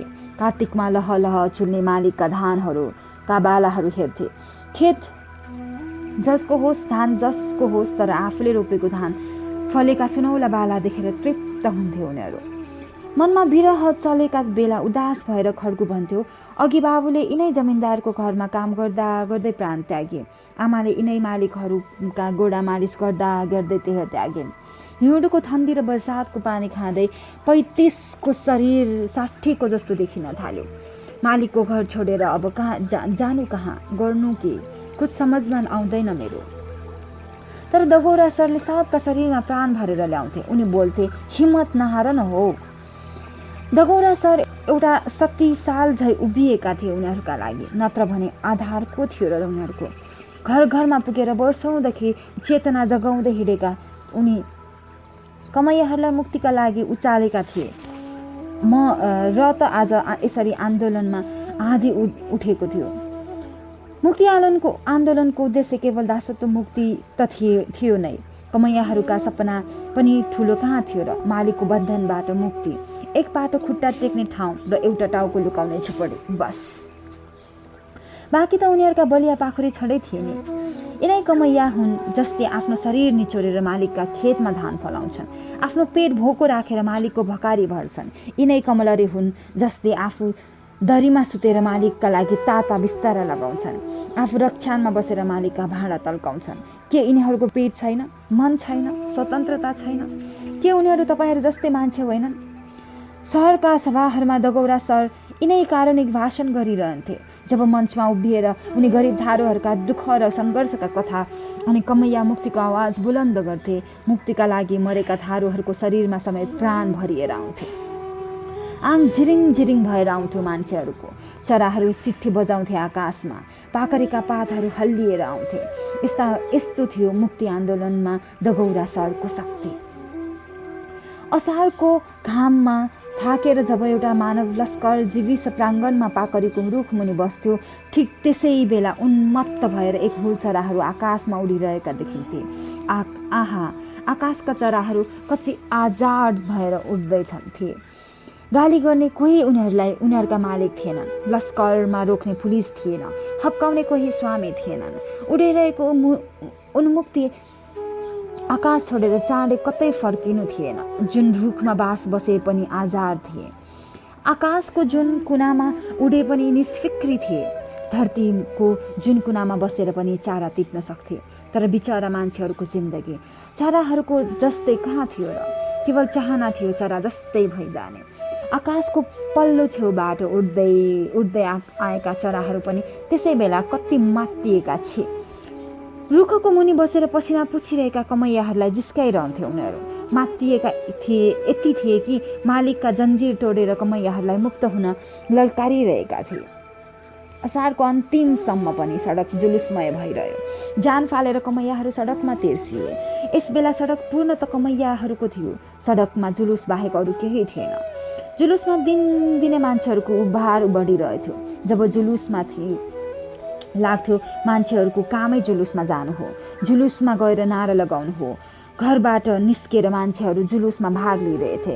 को थिएन र ती दिनहरूमा जुलुसमा कमैयाहरू जुलुसमा, कमलरीहरू जुलुसमा, अधिकार कर्मीहरू जुलुसमा, एनजिओ कर्मीहरू जुलुसमा, उद्धारकहरू जुलुसमा, पत्रकारहरू जुलुसमा। को थिएन त जुलुसमा? मलाई लाग्यो मेरी सखी र मेरो सरकार बाहेक सबै जुलुसमा छ। आज हामीले रामलाल जोशीको सखी उपन्यासको 7औं श्रृङ्खलाको वाचन गऱ्यौँ। अब अर्को श्रृङ्खलामा हामी उपस्थित हुने नै छौँ। त्यतिन्जेलसम्म साफो सञ्चारलाई माया गर्दै गर्नुहोला। धन्यवाद।